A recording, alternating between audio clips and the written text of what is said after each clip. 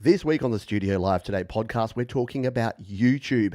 Everything you've wanted to know about YouTube, but we're afraid to ask. Yes, it's our YouTube 101. We're going to look at the past. How did we get here? What is the history of YouTube? The present, all the things you can do, because there's so much in there now. And the future. What does the future of YouTube and video sharing in general look like? I'm going to also answer any questions because we do have folks here live. So if you've got any questions and you are watching this recording live, you can leave your questions. If you aren't watching live, don't stress. You can always reach out to me. All of the ways to contact me, in fact, are over at studiolivetoday.com. Yeah, if you just go to studiolivetoday.com, you can check out the podcast, the very thing you're listening to. You can jump into the YouTube channel. You can see the latest live shows. You can check out the gear guide, join the Facebook group, join the Discord server. All of that goodness is there. It's your one-stop shop for home recording. Studiolivetoday.com. What we usually do at the start of the show here is tell you a little bit about what's been going on around Studio Live today. I've been dabbling in, speaking of YouTube, some YouTube shorts. So there's been a couple of short videos in the last week. I looked at how to use two microphones in GarageBand Mac. It was harder than I thought it would be. I'd never done it before, two mics at the same time. So I did a really quick short video that was more of just me complaining than anything else. And we looked at iOS 16.4. Should you upgrade or should you stay on your current version? My advice is always this. Unless you are working in the middle of a project, if it's an update that has security or new features, go ahead and update. If you're in the middle of an important project, my recommendation has always been and always will be to stay on that. Unless there is a critical 0-day security flaw, I say stick to the current version that you're on until you finish that project. And that's exactly what I did because I've just finished a project. I've just finished my brand new song called 1%. So if you've been around the channel, you would have seen me doing that. So I made sure I finished that one, had that one in the can, had a backup copy of it, and then I updated my iOS, in fact, my iPad OS to 16.4. That's the last week. I'll tell you what's coming up next week, or this week on Studio Live Today at the end of the show. But let's dive in and talk YouTube. So, what is YouTube? For those, if you've been living under a rock, what actually is the platform YouTube? It is a video sharing platform. So it enables you to upload videos and then it enables a viewer to watch those videos. And you can do it either via a live stream, which is what I'm doing right now for this podcast and this live recording, or you can do it via a pre-recorded video and you can share that with the world. There are short videos, there's long videos, there's portrait videos, there's landscape videos. We'll talk about all that as we go through. But the way that I break down YouTube is that because it's a service as opposed to a product. I think of it more of a service, and there are three key groups that are served by this. There are the viewers, because without you, there is no YouTube. So you are viewing a YouTube video. There are the creators. They are creating the YouTube videos. Now, in the early days, that's all there was, and the platform. Whereas in more modern times, there is a third group, and they are the advertisers. So folks who are advertising on YouTube are actually making creators able to monetize their videos. And we'll talk about monetization a little bit later as well. So that's the way I break down YouTube, is that it's the coming together of creators creating content. It's the viewers who are viewing and consuming content, and it's the advertisers who are annoying the viewers, but also funding the creators. Let's be honest here, because ads aren't always the funnest. But hey, support your local creators, folks. Watch an ad or two. Don't always skip. Sometimes you can skip. It's fine. So let's talk about the past, the early days of YouTube. So the year is 2005, and three young lads are working at a little place called PayPal. And they have a pretty successful thing with PayPal, working with a guy called Elon Musk, something like that. Anyway, he buggered off. He actually got kicked out of PayPal. It's a whole story for another podcast. So they left PayPal as well, and they wanted to start something new. And they thought, what do we do? We're young college graduate kids. What should we do? I know. Why don't we create a dating website? Yeah, let's create a dating website. And you know what we'll call it? We'll call it Tune In Hookup. Can't make this stuff up, folks. That's the actual name of the original YouTube. Was called Tune In Hook Up, and it enabled folks to actually go on there and share like a dating video. Yeah, like you send your videotapes in the 80s, and people are like, "Hi, my name's Pete, and I enjoy volleyball and walks on the beach." So that's what they went for. was a massive failure. No one really decided that they wanted that. In fact, they even tried to put ads on Craigslist to get lovely ladies to put their profiles on there to attract the nerdy dudes. Didn't work. Didn't come together. However, what they did realize is that in their testing, they were just throwing up random videos. And one of the creators just threw up my day at the zoo and just put like an 8-second video of him looking at some elephants. And then the others were like, maybe this is what it is. Maybe it's just like a digital repository where we can share little videos. Because at that point in time, you've got to remember, for those that were with me, who was with me in the old dial-up days, the BBS days, the early internet days, you couldn't really share online video. There was things like Real Media and Real Player, but if you're on a dial-up connection, to download and watch maybe a 2-minute video, what were we talking? 30 minutes, an hour? It really wasn't a possible thing. So an online platform where you could actually click and stream a video was kind of unheard of. It was very early days for this stuff. So from there, things started to change. Yeah, there was a lot of things, and you know what? I'm not going to go into the full history of YouTube because there's videos on YouTube about the history of YouTube. Type your history of YouTube into YouTube, and you're going to get a whole lot more of this information. But I just wanted to give you the basics of it. Viral videos started to come about. So the first video that had 1 million views was actually a Nike ad with Ronaldinho? I'm not a big football fan, but a Brazilian soccer player doing some soccer tricks, and it was a Nike ad. That was the first 1 million view video on YouTube. Something about a year later, though, something really important happened, and that was that YouTube were purchased. And I think we know the story from here, but YouTube were purchased by a little company that goes by the name of Google. Yeah, so Google purchased YouTube for over $1 billion. I forget the exact amount, and I should have put it in my notes. So over $1 billion, Google purchased YouTube, and the rest is history. We will talk about what they've done from there, but there's a whole lot that's gone on from there. Live streaming was added as well. Ads came about, so they added advertising in 2009, and that's brought us to where we are here now, where YouTube has grown from a place to share your 30-second cat videos to a place where professionals are working in studios with giant teams producing TV quality content. So it has changed a lot over time. What does all of that mean for you? So that's a great history lesson, Johns. Thanks for that. But what does it mean for you as a creator and sharing your content on YouTube? Well, it means that YouTube, like a lot of the other platforms, is a place where you can get eyeballs. Now, are we in the glory days of YouTube where it's as easy as just putting your music video up there and 1 million people are suddenly going to watch it?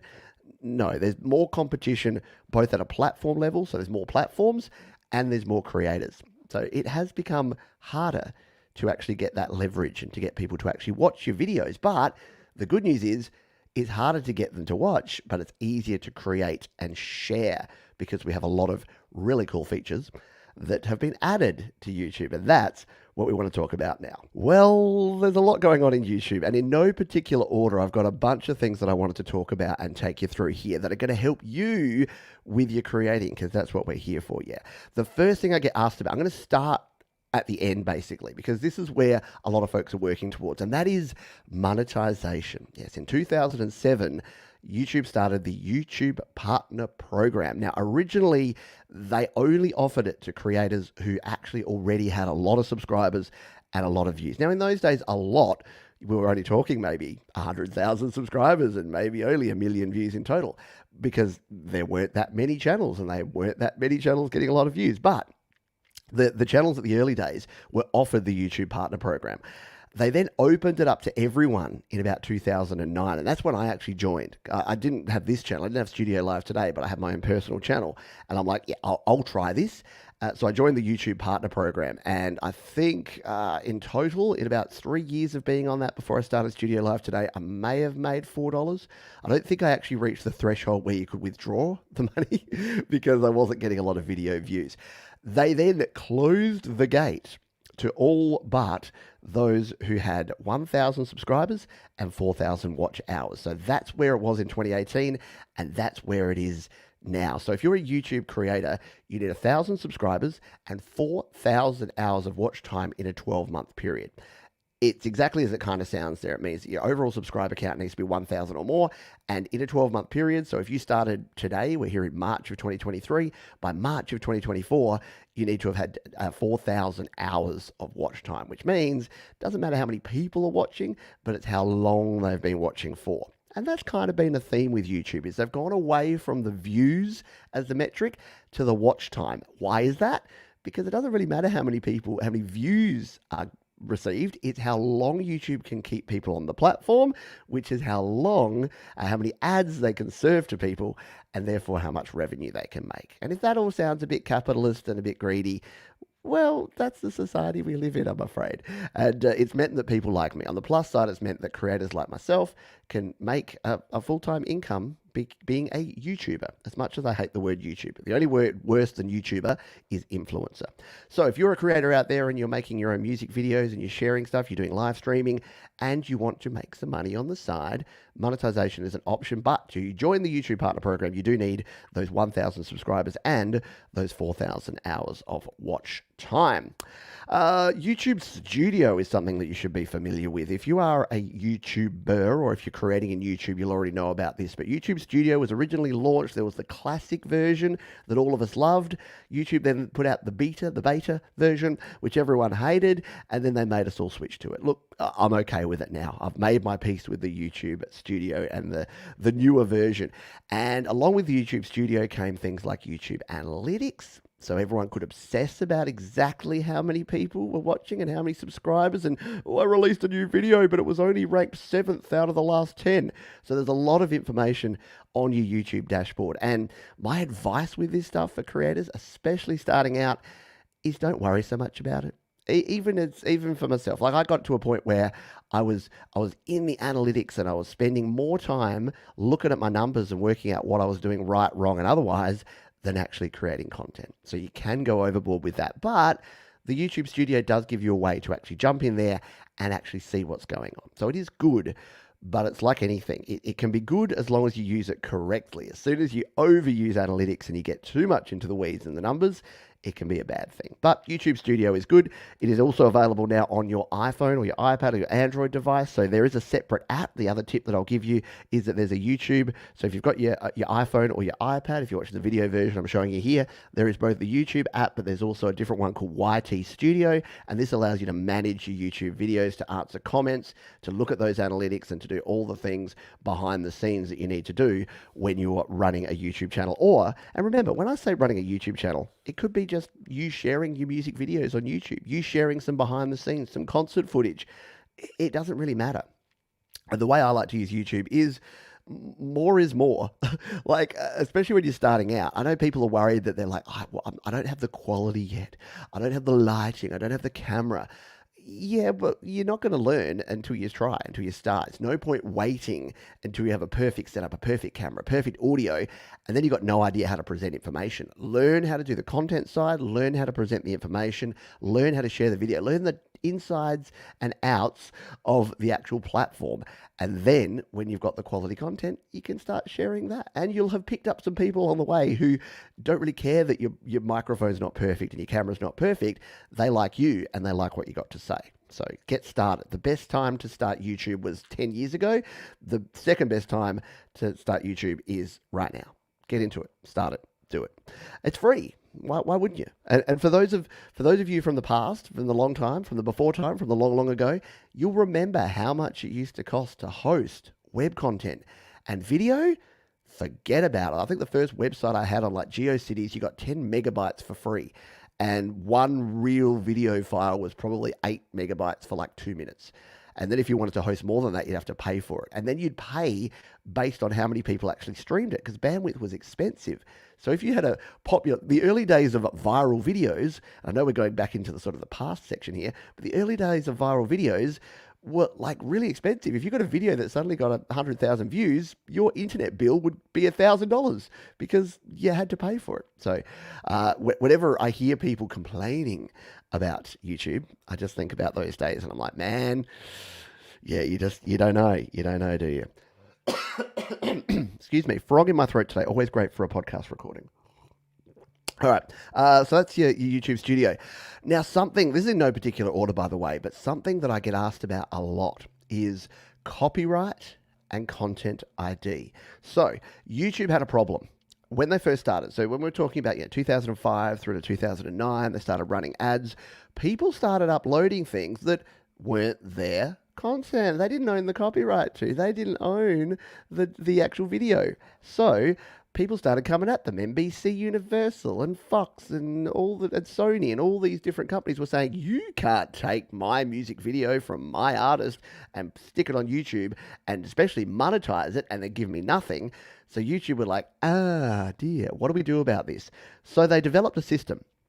It's actually a very clever system, but it's actually hated by more people than love it. But I think the people that dislike it probably don't really understand how bad it could be if it didn't exist. It's called Content ID. What Content ID does is when you upload a video, it scans every other video. And every video has what they call a digital footprint or a digital signature. And it compares your video with all the other videos it has. And if it finds a match, it will flag that and it will put in a claim. It will say, here's a YouTube content claim. So if I upload a Katy Perry music video, it will go through its catalog and go, actually, we have this. And it will check both video and audio. It's super clever. Video and audio. And it'll say, yes, this video is owned by this publishing company. This audio is owned by this publishing company. And you've got a copyright claim. Now, at best, a copyright claim is just going to mean that your video may not be able to be monetized. So if you are part of that YouTube partner program I talked about before, any money that is made through advertising on that video will actually go to the original content creator and not to you. At worst, though, if you're actually using large chunks of copyrighted content and the creator has set it to be this way, you may get a copyright strike or it may get blocked for view. And that's obviously a little bit more serious because if you get strikes, just like in baseball, 3 strikes and you're out. They will delete your channel. So it's serious sort of stuff. Now, as a content creator, you're hopefully not using an entire Katy Perry song, but what you may be doing is doing cover songs. So cover songs work in a similar but different way. It will actually flag it, but it will say, hey, this sounds like this song. We can pick up the melody, but it's not actually the exact same. So we think it's a cover song. You're still going to get a content claim, but you get to share the revenue. Then there's revenue sharing between the artist who's doing the cover song and the original artist. That's why there's these huge YouTube channels that can exist doing covers, because they automatically will generate revenue sharing. And again, if you think about the alternative, what you would have to do otherwise in the early days is actually go to that artist. If you wanted to cover a song, you want to cover a Nirvana song, you have to go to the estate of Kurt Cobain and say, can I please cover Smells Like Teen Spirit? And they say, no, you're a lowly YouTuber scum. Get off my lawn. And then you can't do it. And if you do it, it gets taken down immediately with the DMCA, the Digital Millennium Copyright Act. So YouTube basically tried to skirt around that by creating Content ID. And that's what we have to this very day. The challenge for a creator, though, is that, and here's what we're seeing more and more these days on YouTube, is that if you're using, say, free samples or loops or using GarageBand sounds, what some people are doing is they're putting Content ID on those. Now, the distributors and the companies adding Content ID have kind of clued into this, and they now say if you're using even free samples, if you're using them, you cannot add Content ID. Why? Well, because if you add it and then someone else uses it, the free content that, or maybe they've paid Splice for samples or whatever, then they're going to get a claim to the other person. They don't own the sample either, but they're using it in their song. So, and you can see what can happen here. If everyone that then used the Afro Funk 101 GarageBand loop in their song, every single person will get a copyright claim. And they want to try and avoid that. Hasn't been completely avoided, but it's still there. And there's a whole bunch more information here, by the way, on the channel about Content ID and copyright, because I could talk all day. My personal view, as a creator, I don't use it. It usually creates more hassle than it's worth, and I actually would like someone. If someone wants to remix my song, if someone wants to cover my song, if someone wants to tear apart my song and recreate it and turn it into a K-pop jam, I'm all for that. But your mileage may vary. So Content ID is a thing. Shorts. Let's talk about shorts. So, short video content has become super popular off the back of things like Vine. If you don't remember Vine, that was like a little 8-second video clips. They shut down Vine. All the Viners came over to YouTube, and then they're like, oh, what are all these grandpas here creating these long 5-minute videos? We want to create short videos. So, I started creating short videos. There was also a little app called Musical.ly, music.ly. You might know it by its new name called TikTok.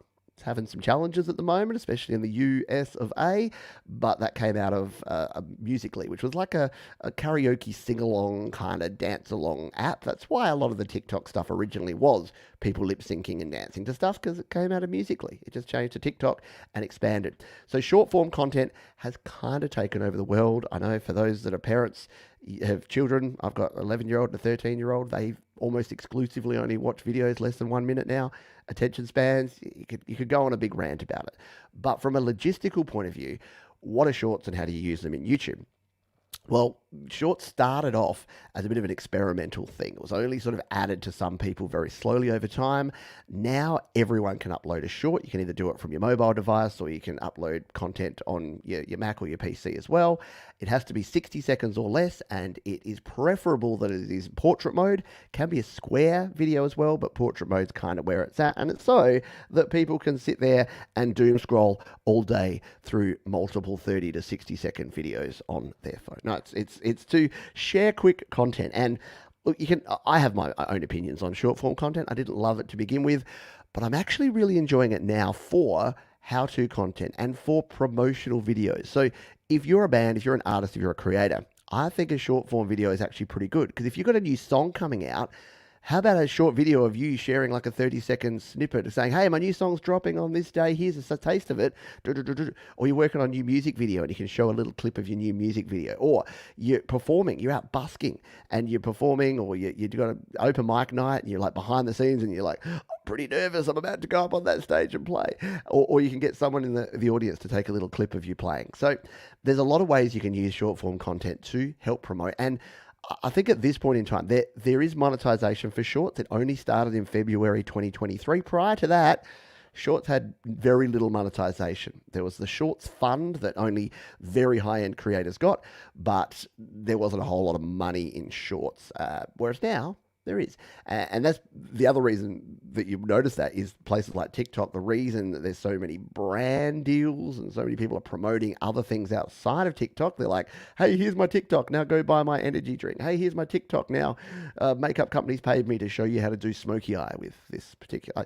My children hate it when I do that, by the way. Every time I try to think of a way to kind of diss on it, I'm just like, oh, is it a makeup tutorial about smoky eye? And they're like, Dad, you don't know what you're talking about. I'm like, you're right. So shorts, definitely worth taking a look at if you want to expand out your video sharing on YouTube. Let's talk live streaming, shall we? So live streaming actually started a long time ago. Live streaming actually kicked off in 2011, would you believe? 12 years ago from where we are here now. But it has changed over time. So original live streams were only short. You probably don't remember this, but YouTube, you used to only be able to share a maximum of 20 minutes. Originally it was 10 minutes, and then it went to 20 minutes, and now it's kind of unlimited. So live streaming has kind of taken off. And again, because the bandwidth that we had back then, it wasn't very good quality. It was only streaming at 480p, which is like the quality of your old CRT television, that sort of quality. And the sound was never that good because it was super hyper compressed kind of 8-bit sound. Nothing sounded good, nothing looked good. But there was a glimmer of hope there, because the beauty of live streaming, there's a couple of good things about it. And the reason I do a lot of it and that I love it are kind of twofold. It gives you instant reactions, so you can talk directly to the viewer rather than having to put something out there and then the viewer consumes it and then they come back to you and it bounces back and forth. So it's that real-time interaction is great. The other thing is no editing. I'm a big fan of the no editing. The reason I do this podcast live on YouTube is that at the end of the show, I just pull it and grab the audio, and that's my podcast. And it's as simple as that. Whereas if I sat down, you know what it's like. You're a perfectionist. Have you ever tried to make a video and you're like, oh, take one. Oh, take two. Oh, take three. You know what there isn't in live? Take two. Very rarely. Very occasionally I'll be like, oh no, I have a giant coughing fit, so I have to do a take two. But very rarely do you have to when you're doing live streaming. So there's a few benefits of that. And it can help attract other people because people like it. People like the live stream. People like being acknowledged. People like being able to have a conversation. And it helps you build a community around your content and a community around your music as well. So again, if you're a music creator, you can live stream. Now, the biggest tip I give folks about live streaming, because it does sound daunting, doesn't it? It does sound daunting. You're like, oh my God, I put a camera in front of me and I have to talk to it. What do I say? Don't start by doing a 1 hour live stream or a half an hour live stream. Start with a 10-minute live stream about a topic you know. I'm doing a live stream about YouTube. It's a topic that I know. I'm comfortable talking about it. It's easy for me to do, but I've been doing this for about 4 or 5 years now. So it comes quite naturally. If it doesn't come naturally, start small. And here's the biggest tip. What people don't think about. You can live stream to yourself. So your first live stream should be 100% private. The way you do that is when you start your live streaming in YouTube, and again, the scope of this isn't to give you all the details of how to live stream, but you can use your phone, you can use your tablet, you can use your PC, your Mac. There's a lot of ways you can live stream. The very first time you do it, just set it to private. It's as simple as that. There's 3 different formats in YouTube. There's private, unlisted, and public. Private or unlisted means it doesn't go out to anyone. You're the only one that can see it. And if you want to then share it with maybe 1 or 2 people to get some feedback, make it unlisted and share it with them. I mean, if they then share it to the world, it gets shared to the world. But yeah, you don't have to share with people. When you're first starting out, just do it like this. Talk to the camera like I am right now, but you don't have to have anyone at the other end. It'll help you get your confidence up. Another concept I wanted to talk about with YouTube, and this comes up a lot. And I talked earlier about the complaining, because there's been a lot of things that have happened. There's been adpocalypse. There's been the COPPA, the Child Online Protection Act. YouTubers about every 3 years like to have a giant hissy fit about something outside of their control that YouTube is doing.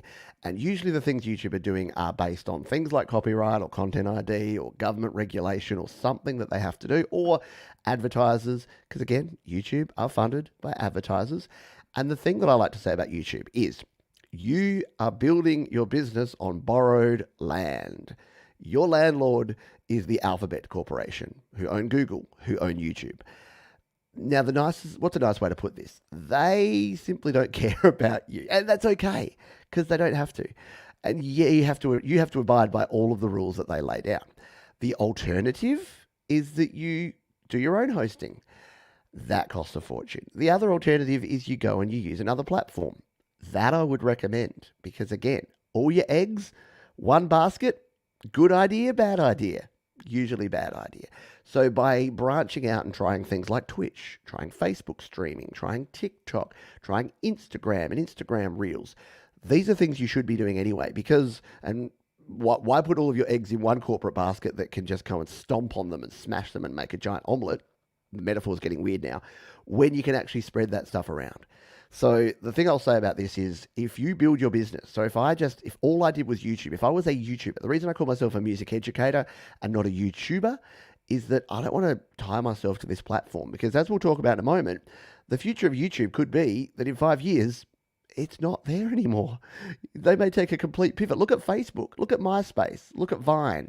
They've all changed. They've all pivoted. They've either gone away or they've completely changed direction. So if you're building your house on borrowed land, just remember the landlord can change the rent.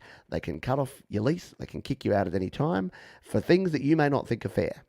But that's the way the cookie crumbles. And again, in a capitalist society, it's what we have to accept. And the alternative is you either don't do it or you pay full tote odds to create your own YouTube, which is probably not possible.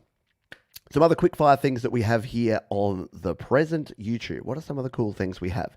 We have things like the community tab. Now, I don't use the community tab a whole lot, but it is kind of fun. It is a way for me to share content and share information with the community. And for those watching the video version, I'm showing you the wrong screen, but now I'm showing you what that looks like. So you're seeing here a little promo for this very show. So I can actually share a link, I can share photos, I can share text, I can do polls on there, which are often a lot of fun. There's a lot of things you can do with the community tab.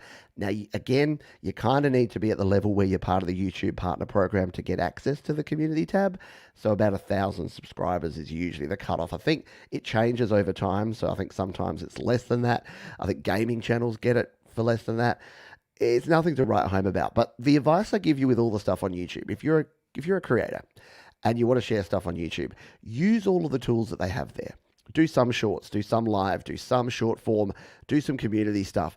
Add stories, which is a good segue, because the other thing that you have is stories. Now, I can't show you this on the desktop here because it's actually only on iOS. Well, iOS, it's only on mobile. Look how biased I am. I say iOS, it's only on mobile. But there are YouTube stories that will pop up in your feed as well. And you can share a YouTube story by hitting the little plus button and hitting add to your story. Now, I could go into a big side conversation about the fact that YouTube are just copying everyone else. So they're grabbing stories because stories were really popular on Snapchat, which Instagram took, which now YouTube have taken. So what are stories? Well, they're a little 15-second video clip, or they can be a still image with just some text on them, and it's disposable content.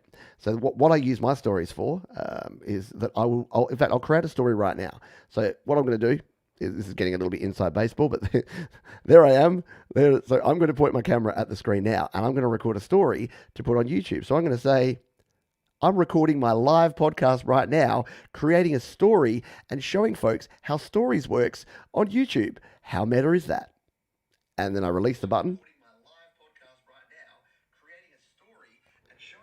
And I hit post. And it's as simple as that. So I'm not going to go in and edit. I'm not going to add a bunch of stuff. But stories are just a good way to share a little bit of content. Maybe you're at a gig and you're like, man, they might be giants are going sick tonight. Or you might be behind the scenes saying, here's how I set up my camera. Or you might just be saying, hi, Mum, happy birthday. I don't know. You can use stories though. That's another option you have there. Let's have a quick drink. Another option that you have for monetization, you might be thinking, monetization seems hard because you have to run ads and you have to make sure, well, there's another option, and it's called memberships. So channel memberships were added about 2 years ago, and a lot of folks in the community around here use them. And I don't particularly use them because I have Patreon, and Patreon is very similar to a YouTube channel membership. So what can you do with a YouTube channel membership? Well, you get things like custom emojis that folks that are members can use. They'll pop up as a green on your YouTube as a channel member, and they get access to things like special videos or live streams that you may do just for channel members. So you can basically create a tiered system where folks that want to support you, want to contribute to the channel, you can have a channel membership for that. Now, I haven't checked the latest in terms of what someone in the chat may know what the latest requirements are to set up a channel membership. I think it's probably around the same stuff, around that 1,000 subscribers. And to be honest, until you've got about 1,000 subscribers, I wouldn't go down the channel membership route, because if you got 10 subscribers, what are you going to get, 1 or 2 members? Not that that would be a bad thing, but yeah, I would build yourself up. Make sure you've got a community around you, and then you can try things like channel memberships. One other thing that I just put on here that I thought was interesting that folks may not know. I should have done a separate section. It's like YouTube stuff you might not have known. But the dislikes. So dislikes went away. So you might be looking at this going, I can still dislike your video, Johns. In fact, I'm going to right now. Click. Well, you can, but guess what? It doesn't show the number of those to a viewer. And even though as a creator I can go in and see the number of dislikes, it's not super obvious and apparent. So I need to go into the back end. I can't see it just as much as folks watching can't see it. So it is hard. And that was added for what YouTube said at the time was for mental health, so that creators weren't feeling bad when we got dislikes. But that's kind of a silly response because creators are the only ones who can still actually see the number of dislikes. So if it was for mental health of creators, it don't really make a lot of sense, just quietly, really quietly. Now, the funny thing about the likes and the dislike system is that YouTube videos used to have a 5-star rating system, and it was really more designed, like, yes, you would see the overall rating, but it was more designed for you to curate the content around what you liked and what you didn't like. So similar, remember the old, ba-doop, ba-doop, ba-doop, what was that called? Not Fetch, that's what we have here in Australia. I'm spacing on the name, not Netflix, before that. TiVo, thank you, brain, well done, kicked into gear, took a while. So TiVo, you used to rate things, and you used to say, 5 stars, I like that, 1 star, never play that again. that was the same sort of thing with YouTube, and it was curating the content. And then I think people got carried away because they thought they reinterpreted that as you saying whether you like or dislike that creator. But it's really got nothing to do with that. It's really just a rating system, so you can say, yeah, like that, yeah, don't like that. So people were aiming for like 5-star ratings, and yeah, they changed it to the thumbs up, thumbs down, and now they've changed it to pretty much just thumbs up, which is a little bit different. So that's the current, that's the present of YouTube, and there's a lot of stuff in there, a lot to absorb there. So once again, if you do have questions and you're here live, you can ask them. If you do want to reach out, you can throw me a question, pete@studiolivetoday.com, or just go to studiolivetoday.com, and you've got all the ways you can get in touch with me and follow the channel over there. What is the future of YouTube? And I love your feedback and your input into this as well. What is the future of YouTube? So, YouTube have just added, so the absolute newest feature, YouTube have just added podcasts. So, you could say that YouTube kind of jumped into the most popular thing at the time. And you could argue whether podcasts are popular or not popular, but when I see what a certain creator that I don't listen to, but I know many do, got paid by Spotify just a year ago for exclusivity on that platform for podcasting, then yeah. And if you see that places like Audible are adding podcasts now, and now YouTube have added podcasts, yeah, the audio-only format is definitely going to be something that I see in the future.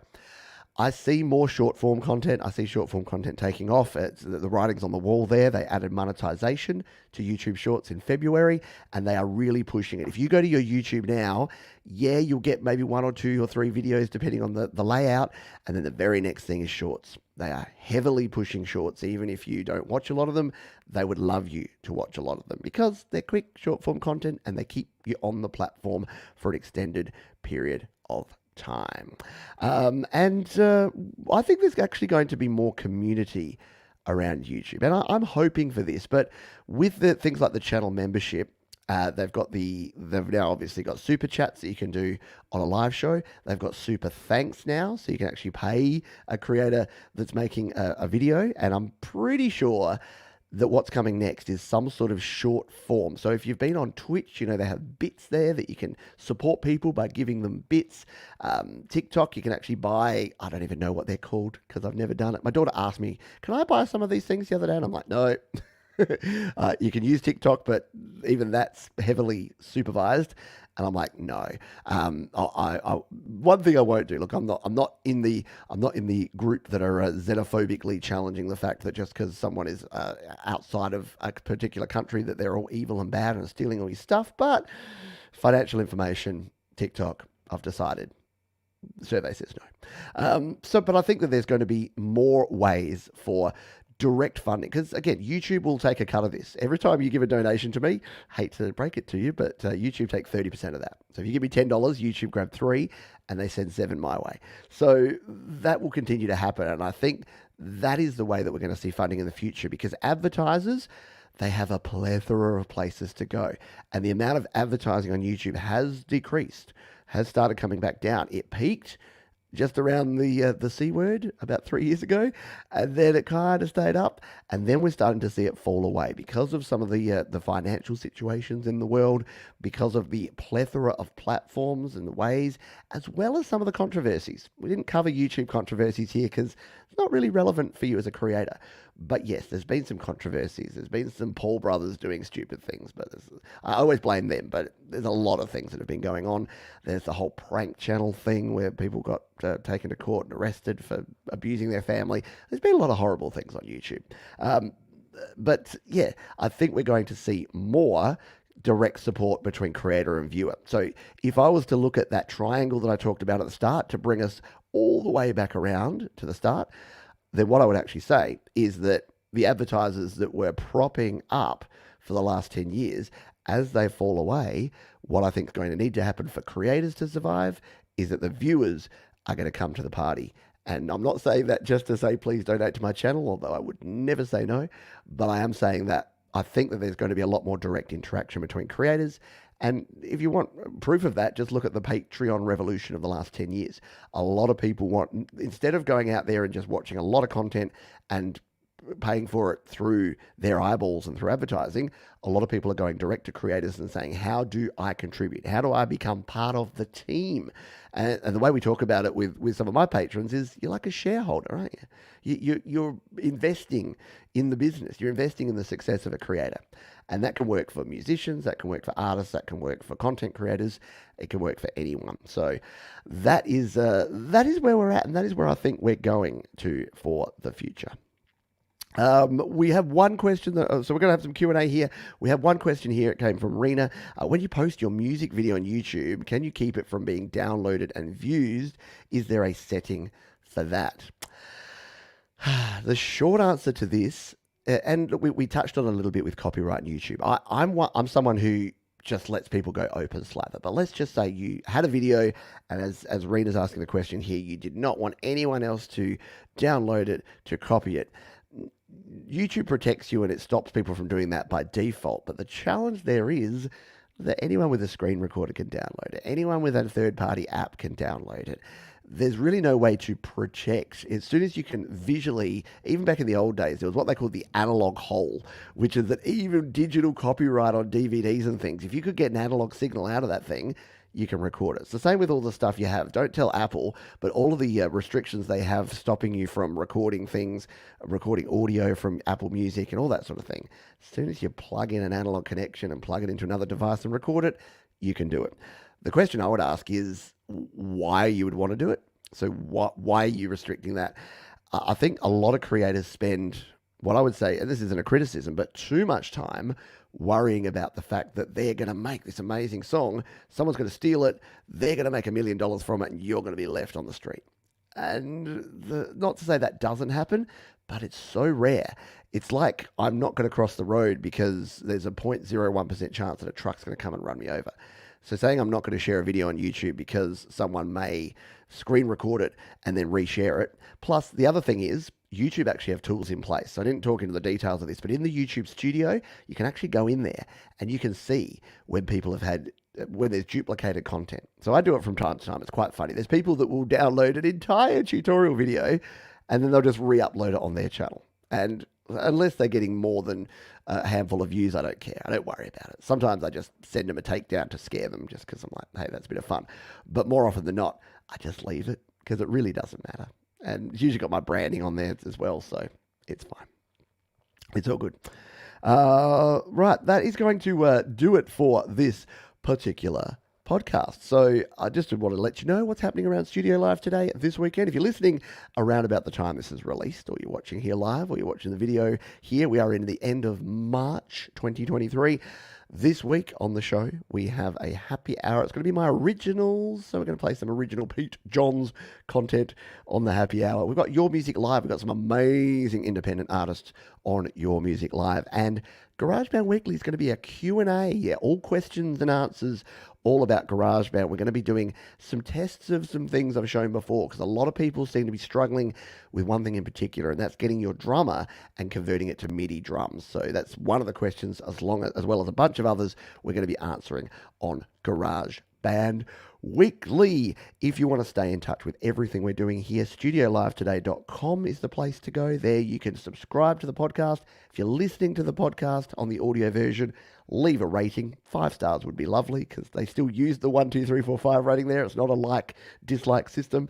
And if you want to get even more access and you want to support us, Patreon is the way to go. studiolivetoday.com/Patreon.